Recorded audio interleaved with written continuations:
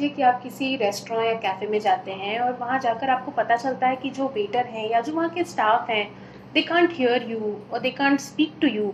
What will you do? You will be irritated and you will leave the cafe. But आज मेरे साथ एक ऐसे इंसान हैं who is providing them a life with dignity. Let's welcome Avinash Duggal. Thank you. Sir, सबसे पहले ये जानना चाहती हूँ आपके बारे में, क्योंकि जब तक हम आपके बारे में नहीं जानेंगे तो आपके कैफ़े के बारे में भी नहीं जान पाएंगे। पहले अपने बारे में बताइए। मेरा नाम अविनाश दुग्गल है और मेरा जन्म राजस्थान का एक शहर है बीकानेर, वहाँ हुआ है। मैंने अपनी स्कूल की पढ़ाई नेपाल में कंप्लीट की। फिर मैं 2005 में जमशेदपुर आया और एक स्टील इंडस्ट्री के साथ जुड़ा। 2015 तक मैंने अपनी ज़िंदगी स्टील इंडस्ट्री में बिताई और 2015 में ऐसा संयोग हुआ कि मैं कहीं पे था और मैंने एक बहुत प्यारा सा टी कैफ़े देखा और वहाँ से मुझे एक इंस्पिरेशन मिला कि शायद मैं भी अपने आगे की लाइफ में कुछ ऐसा कुछ क्रिएटिव सा काम करूँ। और फिर एक चाय का कैफ़े स्टार्ट हुआ। तो कोई इंसान एक कॉर्पोरेट लाइफ को छोड़कर ऑन द वीपी लेवल एक नया बिजनेस क्यों सेटअप करना चाहेगा? What were in the back of your mind? I was always a creative person and even during my tenure with the steel industry I had done many things with had a kind of creative element, you can say, and that probably was the reason I got a very good scale up in my life, in my career. But after having worked with the industry for almost 14-15 years, I asked myself, would I be working again or more years just only to make money and live a comfortable life? Then my inner soul said no. Rather, I would be doing something which I always wanted to do, a kind of legacy that I can leave behind for my generation, for my children, and they can proudly say that yes, he was my dad who brought a difference in the society. So I had that thing in my mind. I was looking for an opportunity, and the God was kind enough to show me a path which all I remember happened in the year 2016, and have been walking on that path basically. What happened in the year 2016 after you left your job and today you're here? What's your journey? Yeah, difficult for me to quit the job and start a business because anybody who has had worked for so many years, it becomes very difficult to start a business suddenly. But then I happened to visit a cafe outside India, and that was a kind of source of inspiration. I came back. I started a kiosk, handheld kiosk on the roadside opposite GRD complex, and that was the time when I was selling 60 different odds of chai, and the society accepted, appreciated. In fact, they only asked me, Avinash, when are you going to open a cafe where we can come with the family? And that I remember was in the year 2016 when one fine day a deaf girl with her brother came to the kiosk for chai. And since I was always into marketing, had a habit of talking more and more the way I'm doing now, this girl through her brother conveyed that she wants a job, but the society in general has nothing to offer her. That again gave me an idea, Avinash, why don't you open a cafe with people like them? So, and that's how the journey began. The specially abled children in our society are not treated equally. So, did you find it difficult to train them or work with them initially? Initially, very, very much, because I tell you, not there are so many other factors as well.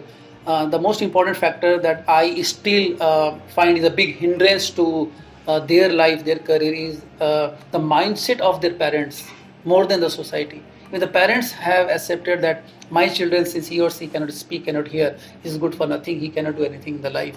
So they are like, okay, he is my child. So they support him or her with everything that they need. They give them good mobile phone, they give them good clothing, they give them good food, they allow them to just spend their whole time doing nothing. The number of such cases I see. Difficult for me also to approach those my founder members, all deaf girls. They were like, no, they're my girls, I cannot just let them go out and work in a cafeteria. Very difficult for me to convince their parents. Very difficult. In fact, I tell you, my initial 6-7 months or so, I had to take them from their house, bring them to cafe, drop them back again in the evening. The parents had a condition, no, you have to take them. It was like more than because of the safety candidate, reasons. more than safety reasons, and they had no inclination also to work. Yeah. They were happy the way they were living. Hmm. So for me, it was a challenge. For me, it was a fight for my own sake, you can say, because I wanted to do something creative, and I thought this probably is something which I never saw before, which I never heard before. But I was feeling happy कि यार it's a challenging thing. Let's go on doing this. So yes, those 6 months, convincing parents, even convincing candidates. Candidates were somehow happy that yes, they are getting a chance to come out of their house and work, earn some money. Then the second thing was the language. Even I had no knowledge of sign language, so it was very difficult for me. So did you learn that sign language? I didn't. It was like being with them throughout this journey. Even now, I picked up slowly, gradually, and now I can easily communicate with them. I know good sign language now. It is only because of my team members being with them. I communicate with them, and that's how I learned. Can you tell us a story, a real life one, that you have trained someone and that changed their life? I think all my team members now, it was all like they were all always dependent on their parents. Yeah. But now, after they came to know that yes, they can work, they can earn a good salary, they support their family now. Whenever they need something at their house, they proudly say to their parents that एक अलमारी चाहिए. So they come and they say me, yesterday I bought an almari for my house. Yesterday I bought clothes for my family. Yesterday I bought this thing for my family. They feel that yes, they are also contributing to their family, and that is something which is very important for everybody, even for us, even for you, even for me, and same thing with them. And when you say it changed their life, it has been now. There are a couple of members in my team who have been working since the day one, you can say. So like in 5 years, somebody working in a cafe culture, learning so many skills of cooking, of serving, of interacting with customers, and at the end of the day, getting a good salary. What else a person in our country can expect? Even during this time when getting a job is difficult, we didn't retrench any of our team members. Rather, we never say no to any deaf person. Now in our team, we have 3 girls who are orphans. For them it's their house. For them, I'm their family. So and nothing matters more than this. What's your future plans? Where do you plan to take this idea? I always wanted to open many more such cafes with people like them. But as I said, very difficult. Even now, I'm finding it very difficult to convince other parents also. And as what happens is in general when it is difficult with the parents to convince, and when their wards are like of the age say 25, 30 years of old, and they have never had worked in their life, it becomes again very difficult to put somebody in the job when he or she has never worked. By the age of 30, 35, you have become used to living a very comfortable life.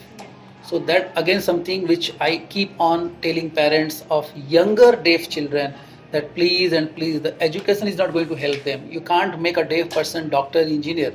That is something which is impossible. But certainly if you can give them a skill, they can earn, they can learn, and they can live their life. So you cannot expect a boy or girl of 30 plus, 35 plus to now get a skill and put your body into hard working. So 18, 20, 25 is the good age where you must put them into work. This is what I do. This is what I tell all my parents. My future plan is to open 5 such cafes in 5 different countries, and that probably is the reason I started traveling to Vietnam, Cambodia, Russia, just to explore the possibilities of opening such cafes. Why again outside India has so many other reasons, but one of the most important reasons is I want to create history and record again that day from India running a cafeteria outside India. So that is something which is there in my mind, that how if I can really make this happen, how if I really can execute the plan that I have in my mind, that they from India are running cafes outside India comfortably. All I need is maybe the parents allow them. Tell us something about your tea museum. Yeah, on my second visit to Cambodia, I saw a teapot there in an antique shop, a very huge one.